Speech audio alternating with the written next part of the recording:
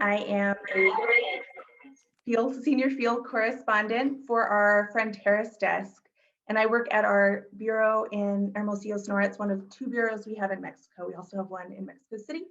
We cover the borderlands and the Mexico, Arizona region for our audience in a broad sense, and we try and expand on the meaning of what that coverage means, which is one of the reasons I'm really excited to do this talk today and to introduce our guest of honor. Today I'm joined by award-winning journalist Tara Kangarloo to discuss her book, The Heartbeat of Iran, that came out last week on June 1st. Tara has previously worked for NBC LA, CNN, and Al Jazeera America, and has also spent much time in the Middle East covering the ongoing Syrian conflict, in particular the Syrian refugee crisis and the MENA region at large.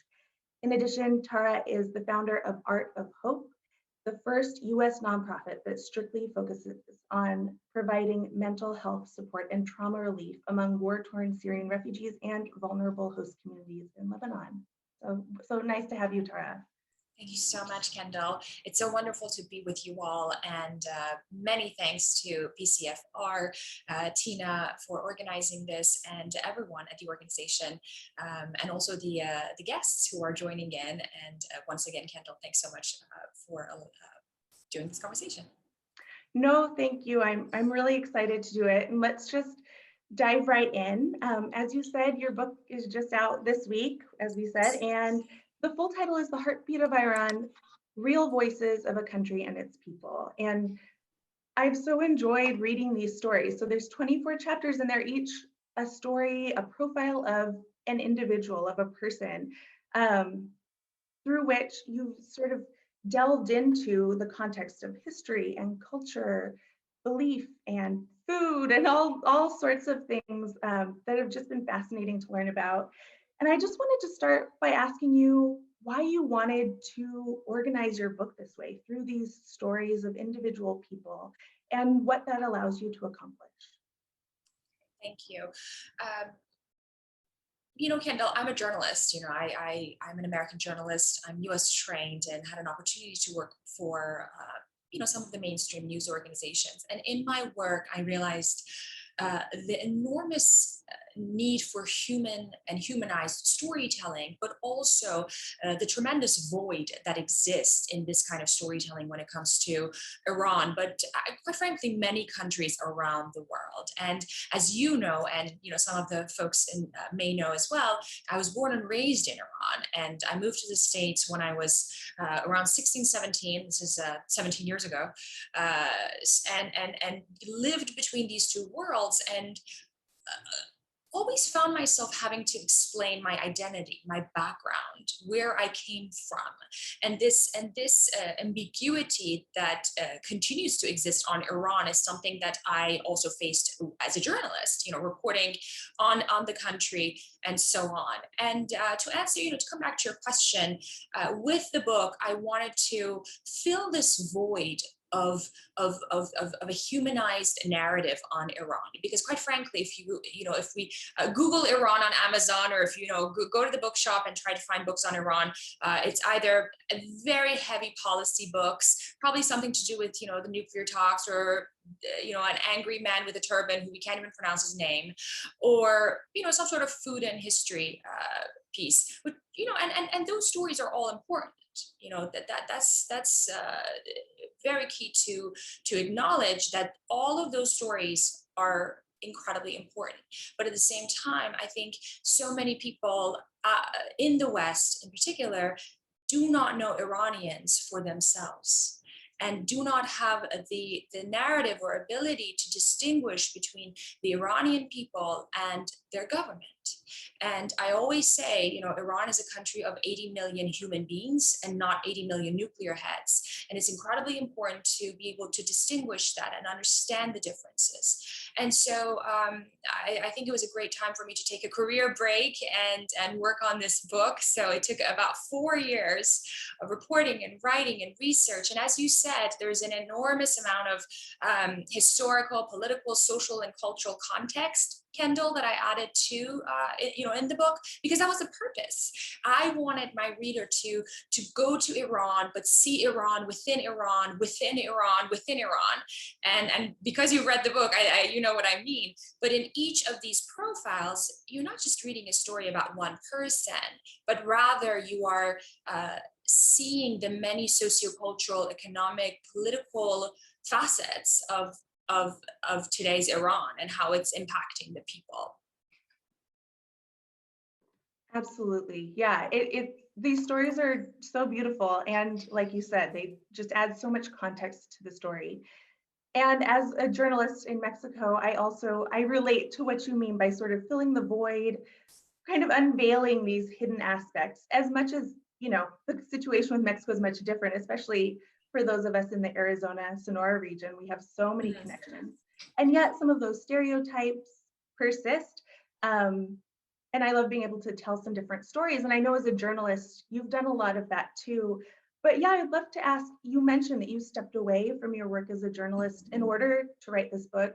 What made you want to use a different format to tell these stories, not through the journalistic lens? It's a great question, and I think at the end of the day, I'm a reporter. I'm a journalist, and for, again, those of you who've read the book, I try to stay true to the sense of reporting. I mean, this is a work of a journalist, not Tara's story. There's my voice is not in this book. All the context that's added are based on research and facts, and of course, they're editorialized to bring emotion and feeling and color into the personal stories. But I think the only part that you hear my story and my personal journeys in the introduction, but so much of it has to do with my quest to tell the stories of the Iranian people and be able to allow my readers in the US and Europe and elsewhere to distinguish between, the government and 80 million people. But back to journalism, again, you work in the news. Radio is so similar to TV. I do TV. I actually did some radio as well. But journalism, in a sort of classic sense, unless you're writing a magazine piece or long article, on television is so quick. It's quick sound bites, quick headlines, a minute and a half, or if you're lucky, 2.5 minutes package. And I don't think you can tell so much in that limited time. And there's only so much that gets airwave. There's so much that makes the news. And again, everything in the US has to tie with something timely, and of course, what dominates news headlines when it comes to Iran are just very few things, the nuclear talks, more nuclear talks, rogue behavior in the region, something blew up in Iraq or Syria or, something, or Yemen. And that's it. And really, that's what the news mainstream media covers on Iran, which, again, yes, there are important news stories and they need to be talked about and they need to be discussed. But there's so much more. There's so many more stories to tell about Iran. And so I thought that the best way to capture these human voices would be in a book. I just don't think that mainstream hard news allows for that. I was in Iran actually in 2014. I was with Al Jazeera America, and we were covering the nuclear talks, and we got to do a bit of sort of humanized stories. We talked about the art scene, but again, it all comes down to sort of the hard hitting news, which at the time was a nuclear deal. But then again, I think this need for humanized storytelling is so universal because it can definitely have an impact on policy. It can have an impact on the relations of both countries, but more so people. It's about people to people connections, and that's really what I'm trying to do with the book. Yeah, speaking about that, there's so many different stories. The people that you talk to are so diverse in many aspects of their lives. How did you decide which stories to use, and how did you find these different people to talk to? Absolutely. Kendall, I also want to share, again, you read the book, so you know this, but for the folks who haven't read the book yet, this is not a rosy picture of Iran. This is not sort of, flowery image of a country that is quite frankly isolated and oppressed and restricted on many levels. This is a human narrative on how people are dealing with the many issues that impact them on the ground. And it is up to the reader to understand how they maneuver through these challenges, how they live their daily lives, how they cope with whatever the current situation is, and also what their hopes and aspirations are, which again we can talk about more, but are quite frankly very universal. And that's another goal with the book, is that for people to understand that their similarities are so much more than they're told and that they see. If only they get to learn from it, if only they get to learn of it, I should say, or if only they get to hear it. But as far as the stories and the way I pick the stories, again, I'm a journalist, so what are the important issues? The economy, women's issues, healthcare, education, food, arts, culture. Of course, that's a big part of Iran. Religion, different ethnic groups in Iran, and sanctions. So many things that I wanted to discuss framed how I picked these people. And I remember I had a whiteboard in my office and I wrote all these issues. Okay, I want to talk about, drug addiction. I want to talk about, child laborers. I want to talk about, the Jewish community in Iran. I want to talk about, women's issues, everything.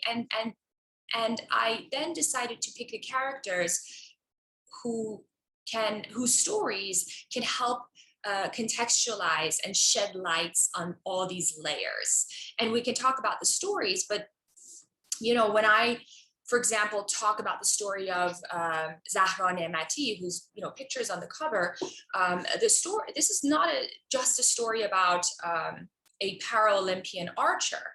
This is a story about a young woman living in one of the biggest, in fact, perhaps it's the biggest, but one of the biggest provinces in Iran, Kerman, that's home to the largest pistachio farms, in the world, and produces the best pistachio in the region, and how she, survived an almost deadly accident, and the resilience of a woman with disability in Iran. What are the challenges? What is it that she endured? Who was her support system?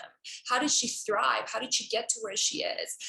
In her story, again, I unpack the challenges of athletes, the tremendous challenge of athletes, especially female athletes in Iran, and also talk about her personal life and the challenges that she faced in her marriage and so on. So, one story unpacks so many issues, and through these personalized and very intimate profiles, my readers get to, quite frankly, travel to Iran and see things for their own, and be able to judge and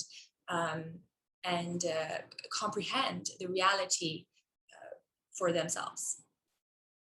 Absolutely. I think through that story, one of the themes that came up there and so often in your book is resilience, and just the strength that people show despite the challenges and the isolation and repression that you've mentioned.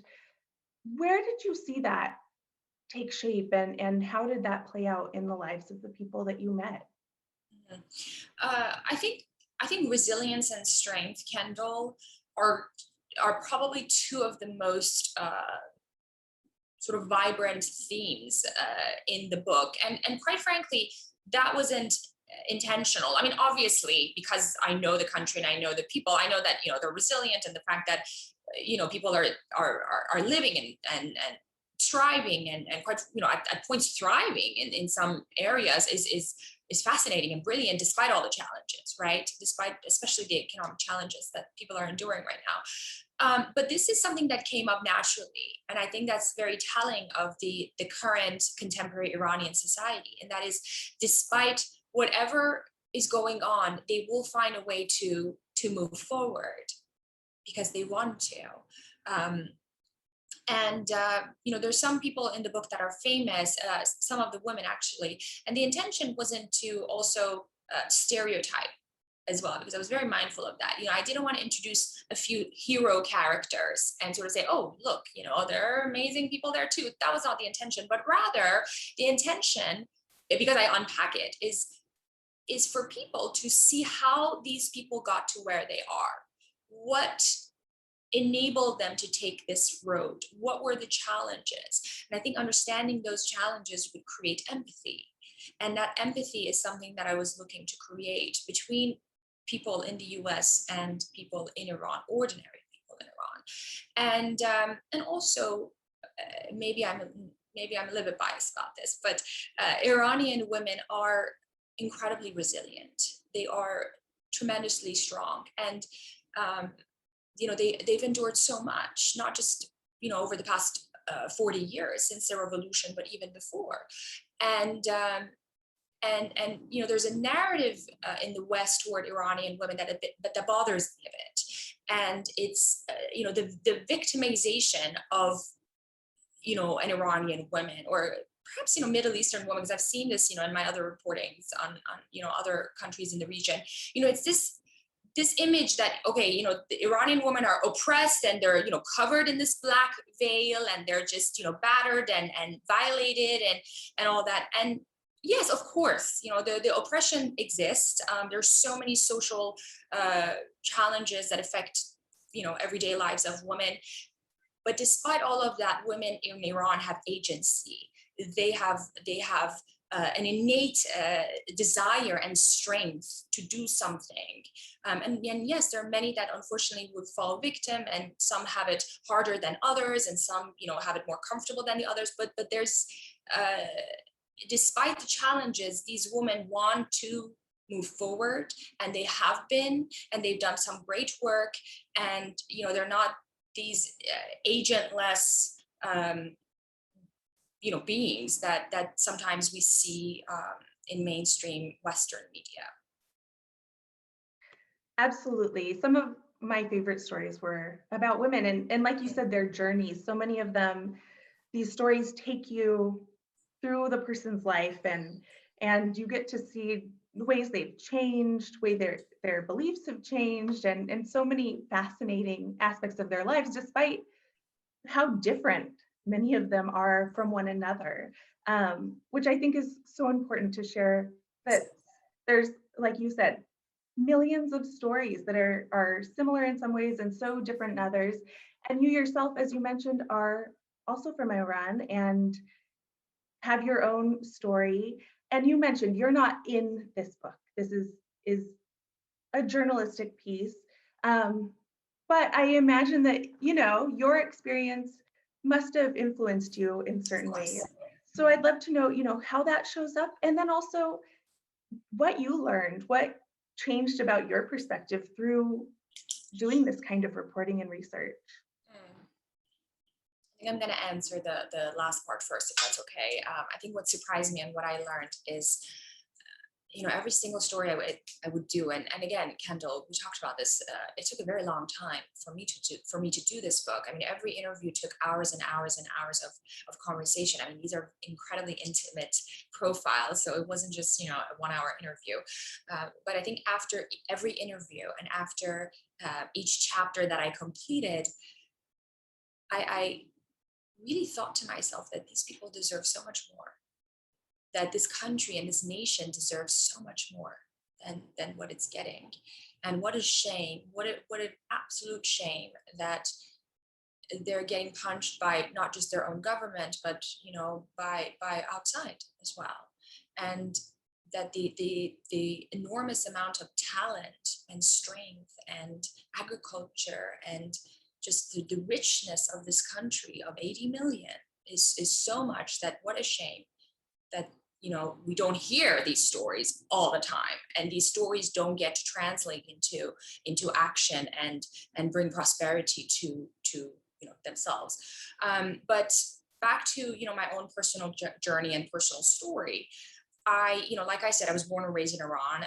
My parents were in the US in the late 60s, early 70s. I was born an American citizen. So, I guess I was born an American. But, I grew up in Iran, and then lived half of my life in the US. And in that journey, and this is something I talk about in the introduction, I always found myself as a child of, a divorced parent, because I loved both country and I saw, the beauty in both country. But then at the same time, I was constantly faced with this nonstop ongoing animosity between the two.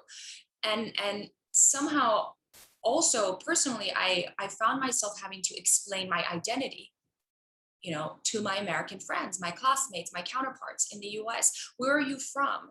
Oh, Iran. Oh, do you ride camels? Do you, wear like this long black chador? Or, did you escape during the revolution? And so this constant need to explain this country that I was born in, and this tremendous amount of stereotypes that existed toward Iran and Iranian people, was always in my face, and it always bothered me to a point that, I always had this sort of conceived answer to everyone or anyone who would ask questions about Iran or about me. But it continued, into my professional life, into my professional career as a journalist. And I didn't like that. I don't think it's right to see Iran just through the lens of, Not Without My Daughter, Argo 300, what was this last one? Tehran, or Shahs of Sunset. These are very narrow, insular narratives on Iran. And for me, I didn't relate to any of it. And so it was important to find ways to educate people. And I think so much of, again, the reason I decided to do this book and take the time to do it was because these narratives have to exist on real Iranian people and ways that they differ from the government. But again, it was my innate struggles of having to prove my identity, and the fact that it was always tainted with a government that has nothing to do with me. I didn't pick that, or I don't agree with that, but somehow, it's there and I'm being judged by that. Absolutely. As a journalist, I'm really curious to know how you see the current state of journalism and the impacts that it has on US policy and just on our perspectives in general about Iran. What's not, we've talked a lot about what's missing, but I guess what are the impacts of that? What are the effects? In the US, you mean? Right, yeah. Right, okay. Again, news on Iran is headlines, it's sound bites headlines. Of course, some news organizations do a little bit more. There was a great piece in Al Jazeera. Again, maybe I'm biased because I work for them, but there was a great piece in Al Jazeera talking about the impact of sanctions on people suffering from a very rare disease. It's a sort of skin disease, and how they were affected because the Swedish company stopped doing business with Iran because they were afraid of the previous administration and the sanctions imposed. And even though there were no clear mandate that they cannot do business with Iran, they just decided that, we just don't want to go there. And as a result, so many of these patients were not able to get this medicine and this bandage that they need, this plaster that they need for the issue. And so there are human stories out there. But then again, people have to go search for it. People have to go read it, and there's so much noise as well. The state of this Iran discourse and Iran engagement in the US is so pushed and driven by policy and political agendas that also makes it hard for, again, ordinary Americans, ordinary everyday Americans who want to learn about this country to be able to maneuver within all these agendas and get access to real human stories. And then on top of that, of course, we can't deny that there's a huge polarization in the media. You have the left, you have the right, and then, they hate each other and they don't see eye to eye. And again, you're a journalist. My training comes from very old school journalist. I started doing investigative reporting with Frank Snepp, who's one of the most incredible American investigative journalists. And journalism is about public service. It's about telling truth, facts, and stories that impact and shape, people's lives. And so, unfortunately, that is jeopardized and sacrificed in this polarized space, and that has an impact on policymaking. When our policymakers don't understand the repercussions and impact of their policies on ordinary human beings, that matters. And this is not just particular to Iran. It has to do with every country that is affected by U.S. policies. And I think the need for accurate, in-depth, factual, and objective storytelling in journalism is so high right now. Not just Iran, but on all these important issues and topics out there. Yeah, thank you. Thank you for that. I think sometimes it's easy to forget just how important of an impact a story can have, and what these perceptions mean for the bigger picture. When you were working on this, you mentioned that it took you 4 years to write this book. What were some of the challenges that you faced in whether it was finding people's stories to tell or telling them, how did you go about getting to this book that you have now? Gosh, it was a long 4-year journey, Kendall. But I think it's one that would be worth it. I would say the funnest part was finding these people and talking to these folks. The hardest part was to get it to this form and get it to you and publishing it in the US, because I also want to share this with the audience. Doing this book in the US was not easy. There were so many times that agents and publishers would tell me, oh, why don't you write about yourself? Why don't you write about women? Why don't you write about, again, that oppression, or like, woman behind the veil, woman with the dagger, woman with, whatever. And, my story is not that interesting, and I'm not going to, write a memoir or, whatever, to kind of, again, feed into that stereotype or make it just about my story and my journey. And this appetite for a sensationalized story on Iran is so interesting. And that's what I felt. Everyone wants that sensationalized, Argo-esque kind of story on Iran. And that's just not right. So that was not easy. And again, working with publishers and people and editors who don't understand these nuances, it's a bit frustrating. The fact that the level of misunderstanding and the lack of knowledge on Iran and Iranian people and the society and its history and culture is so limited that some of the basic things need to be explained, and some of the basic issues need to be unpacked. And also, Kendall, I want to say one more thing, is that for many people in the US, unfortunately, Iran and the Iranian history and story, the Iranian story starts in the cold winter of 1979, the revolution, and that is another problem. Iran is a country of more than 3,000 years of history. It has one of the most profound cultures and is one of the oldest civilizations on this earth. And the fact that people here view Iran through the sort of lens and chasm of the last 4 decades, is a bit frustrating as well. And my the challenges that I faced in publishing and bringing this book to life had to do with that. That Iran should be defined just in that framework. But if you like, I can talk about how I some of the stories, how I picked the people, and we talked about it a little bit, but the challenges, I think really, oh my God, there were no challenges, finding these people. I mean, it was time consuming. It was so hard, but people wanted to talk. People love to belong to an international community. and Iranian people want their voices to be heard, just, their personal stories. And I think every story really reflected that desire. I so often run across that as a journalist. Many people, you'd be surprised at how much they really do want to share their stories.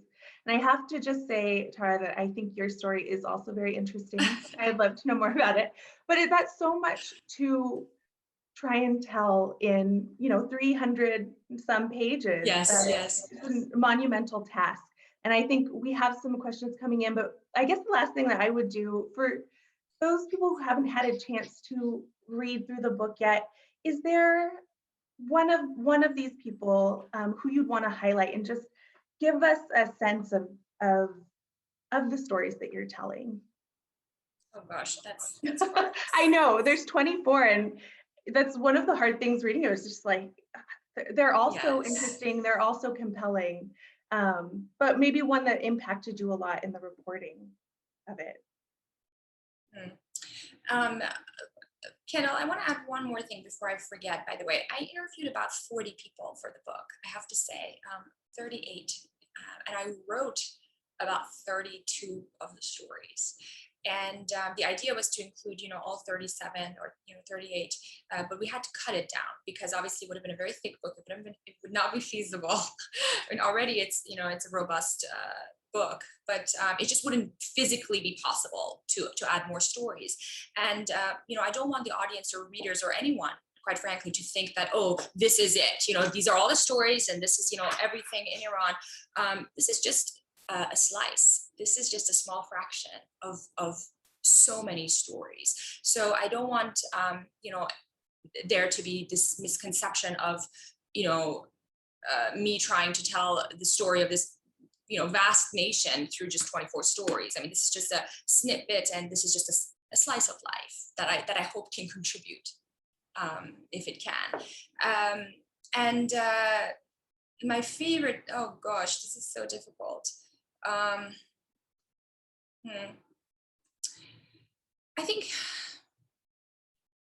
think one of the stories that I want to talk about perhaps is the story of Faize, who was born into an incredibly religious and conservative family. His father was a general or an officer in the IRGC in the Sepah in Iran, sort of the folks that we hear on the news a lot. And this girl was someone that perhaps I would never meet or encounter personally in my personal life in Iran, because we would stay away from these people. I mean, she's the one who would wear the dark, long chador. She's the one who would go to the rallies and chant "Death to America, Death to Israel." She's the one who would at university be policing younger women or young women and students to cover your hair and and so on. And this story is an incredible metamorphosis and an evolution of a young woman who grew up in this phonetic, tight, isolated community of revolutionaries, and how she evolved into this vibrant, educated, open-minded, secular young woman who loves reading, Jean-Jacques Rousseau or Sartre, and she aspires to meet some of the leading feminists in America right now, and how her hair is now blue and red, and how she listens to Pink Floyd and dreams of traveling the world. And in her story, I think people get to see how young people evolve in Iran, how young people, not just of this particular faction or in general, evolve, what shapes their thinking, what makes them tick, what inspires them. And also I think it really gives people a good sense of what life is like for this small faction of the society that again makes up this very committed community to the current government. What is life for them? Why do they behave like that? And so that's an interesting story. And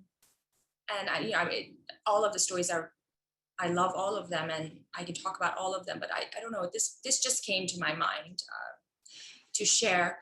And ultimately, Kendall, I want to say, talking about again 24 stories, and the reason I chose to tell the narrative as such is, I'm sure you know this quote from Kazuo Ishiguro in his Nobel speech. He said, there are many fancy, exciting industries that have been created around storytelling. The movie industry, the book industry, theater, music, and such. But ultimately, storytelling is about one person telling another, this is what it feels to me. Do you feel that? How does it feel to you?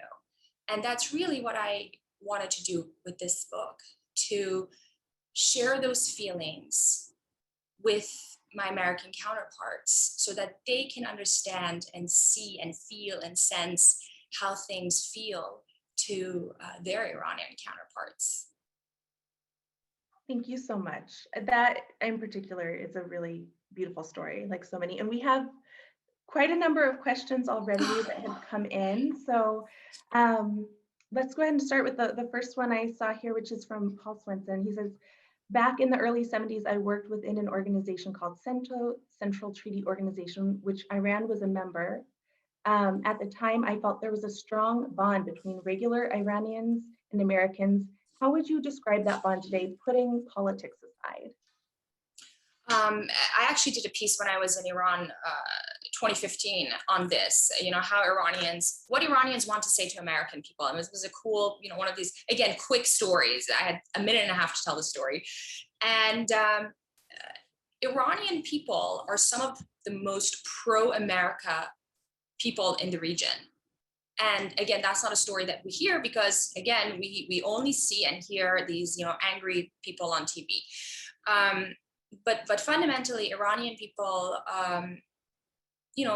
love their American counterparts, and quite frankly, anyone, from around the world. And that speaks to their innate desire to want to belong to the international community. Iran has, long historic ties with Europe. France, Germany have been, allies of Iran, have been, having strong commercial, political ties. And, with the US, Iranians have developed this ability to distinguish between the people of the United States and the government.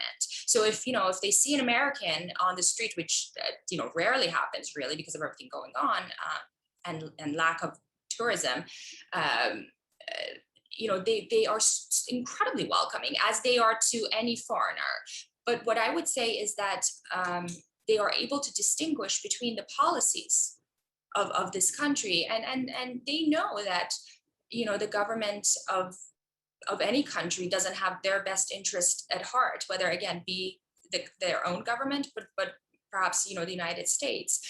But they know that the people are different than the policymakers, and so many of them still. This is interesting.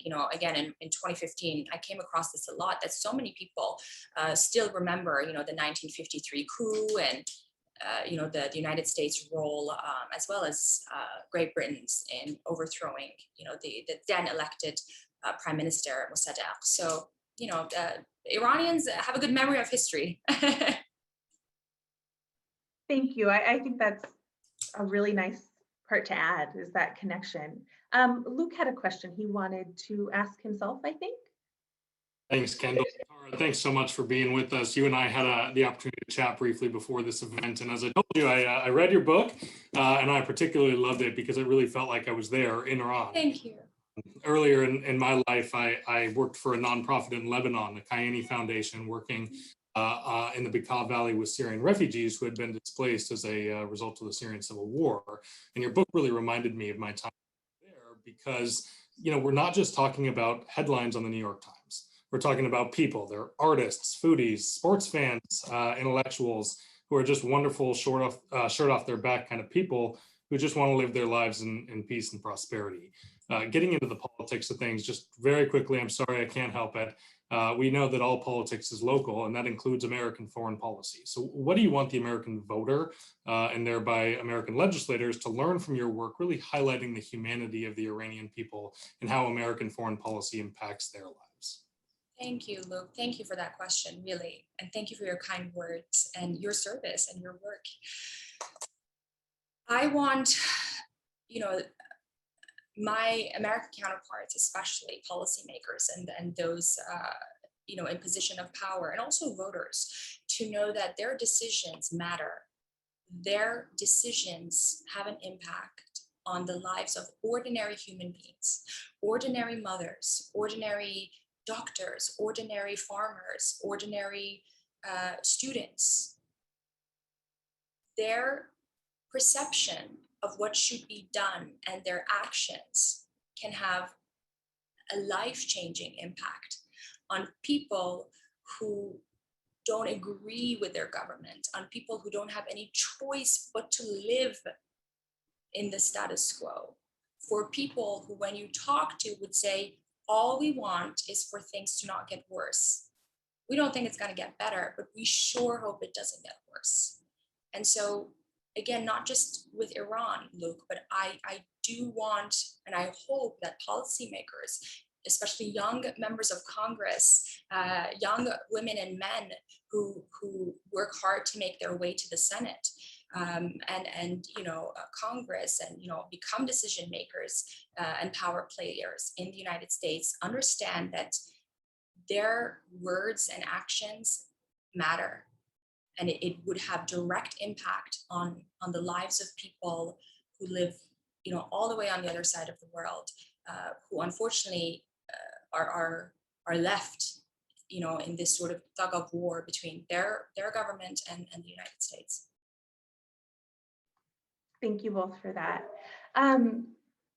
Matt Totlis, sorry about that. Says 24 stories that capture the richness of people and their life experiences is an impressive feat, but I'm guessing that some stories had to be left untold. What topics, stories do you wish you could have spent more time telling?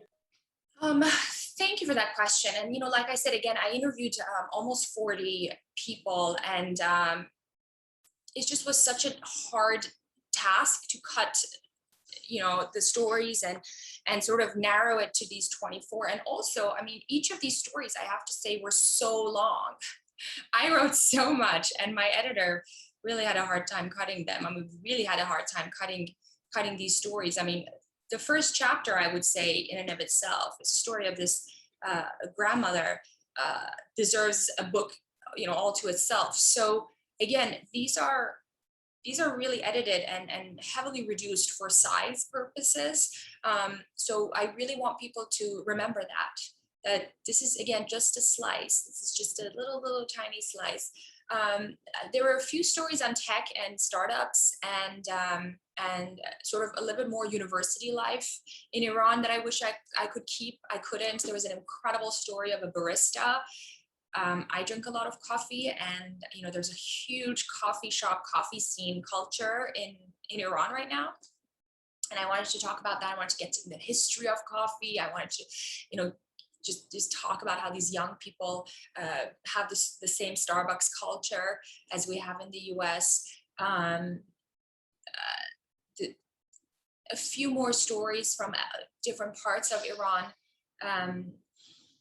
And so another wonderful artist that I'm really sad that couldn't make it in the book. But again, there's no reason, why they weren't included. Simply was a length issue for the book. And I kind of tried to pick or finalize a list that would encapsulate the most layers.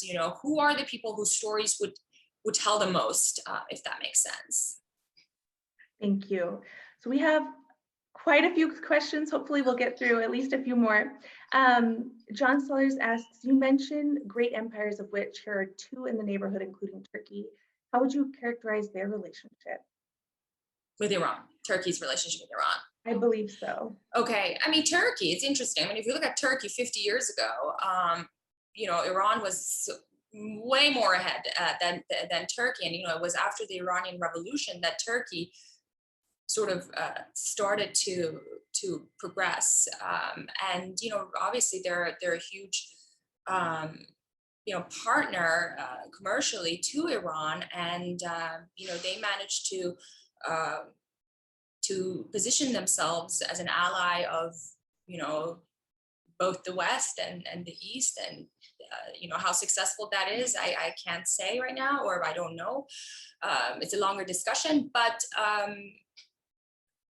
Turkey and Iran have commercial relations. It's funny, I actually would share this with you. I still have my Iranian passport, and every time I go to Turkey, I go in with my Iranian passport because I wouldn't need a visa, and I'm lazy to stand in the line because they also always want cash, and I don't have that exact cash always. U.S. citizens need visa, but one more thing I would add is actually it's a bit sad these days that a lot of Iranian people have left to Turkey because it's easier to move there. It's a lot less expensive, and it's closer to home. So if you look at this mass exodus and brain drain that Iran has experienced over the last couple of years, Turkey has been one of the sort of first places that people try to go to. And also, on the other hand, a lot of the sort of expat artists and singers that we have in Los Angeles who left during the revolution, they go to Turkey and they have all these fun concerts, and people from Iran come, and Turkey is a sort of bridge point for who's inside the country and those outside. Oh, that's I hope I answered the question. I found that to be quite an interesting answer, personally. I'm going to combine two here that I think are a bit related. Doug Young asked, are there significant generational differences in Iran? And then Don Swatko wanted to know if Iranian culture may be changing with a higher proportion of young people coinciding with recent protests about political and social change, economic change, especially with potentially a more hardline president coming into power. So about the youth. Okay, if I understand the question how they right, might yes. be changing. Yes, okay, so youth and the current youth. I really recommend, please read the book because there's a lot of stories about the youth here, and I think your questions and sort of thoughts would be answered from different perspectives. The majority of Iranians, especially the young people, are not happy with their government, and they want change, and they want to see change happen.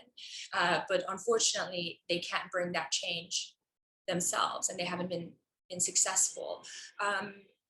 Some of them, when you talk to them, think that change has to come from within, and sort of the old generation or the old dying would give way to new life. But that's the belief of some people. But again, young people in Iran, despite all the challenges, have done an incredible job trying to make a life for themselves. And on one hand, it's quite sad that their aspirations and ambitions and dreams cannot be met, because like I said, they're some of the most vibrant, talented people in the region, and despite all the restrictions have managed to do a lot. The generational gap, definitely I think of course, the generational gap is the same. I think in any country, so many people perhaps that in the early days of the revolution, it's actually interesting, and I talk about this a bit in the book. Some of the people who came out on the street in the early days of the revolution are now sorry and sad about their decision. They're like, we didn't think that this is going to happen. We didn't imagine it to be like this. So even people who 30 years ago were pro-regime, pro-revolution, and pro all of that, are now lamenting and thinking, what is this? And I think that actually is quite a profound change that has ensued in the last couple of years, and so many of the sort of government insiders or regime insiders themselves are vocally talking about how what they thought it should be is not what it's now. So that's sort of, you know, people that big shift that is that is seen in sort of the government and public, you know, individuals, but young people, of course, I mean, you know, you have the sort of traditional, more conservative families, and their kids are now, you know, as westernized and you know, frivolous as kids are in some places in the US. And, you know, Iranian youth are, again, some of the highest users of internet in their region. And so they're plugged in, and the impact of social media has been tremendous, even though some channels are filtered and, you know, there are creative ways that they go about, you know, connecting to various platforms, and they're plugged in, and, you know, they know what the latest and greatest are. And they try to live by those standards and measures, and, you know, kind of don't care about the traditions as much as their parents do, I should say. Right. Here's a question from Frankie Peralta, who wants to know about the relationship between the citizenry of Iran and Saudi Arabia. You mean Iranian people's relations to people in Saudi Arabia? Well, unfortunately, there's really no relation, because, you know, the two countries don't have diplomatic relations. However, so many Iranians go to the Hajj pilgrimage every year, and so I think that's the only you know, outlook they have into Saudi. But growing up is interesting. Growing up in Iran, there was, you know, when I would watch TV, I think, you know, the sort of anti-US sentiment that you would hear from the government, I didn't hear so much of that towards Saudi. And again, this is, you know, back when I was young, and this question made me realize and think about that, because we didn't even think about Saudi really much. And it wasn't until I came to the US and, you know, worked as a journalist that I, you know, the Saudi-Iran relation became one that I learned more about and honed in. But unfortunately, you know, people in Iranian people don't have direct exchange with people of Saudi. I think that, in the book, actually, I talk about this art gallery curator, an art gallery owner. And one of the things that he's done is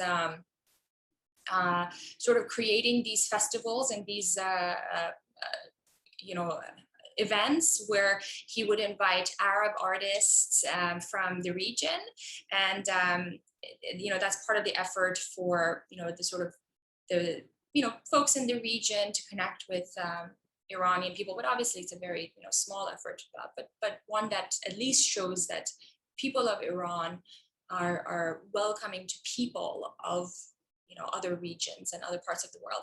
The last thing I would say is Iranians travel very frequently to Dubai. So there's a huge community of Iranians in Dubai. And, you know, UAE and Saudi are allies, very close, but it's quite interesting to see, you know, the relationship with UAE is different than Saudi. Wonderful, thank you. Well, I think there are a couple questions we didn't get to, but we'll wrap it up there. It has been so nice to talk with you, Tara. And I loved all these questions that we got from the audience. Really, really insightful. Thank you so much. Oops, sorry. Yeah, Tara, go ahead. No, I just wanted to thank Kendall for her time and everyone at PCFR. Thank you for this time and for having me. Well, on behalf of PCFR, let me say, Tara, thank you so much. I know we all really look forward to reading your book. Sounds great. I think, you know, the storytelling, the learning about these people, I think it's a great way to kind of get to know Iran better. So thank you. And Kendall, again, thank you so much. We really appreciate our partnership with KJZZ. We appreciate you taking the time to help us today. So Kendall, thanks again.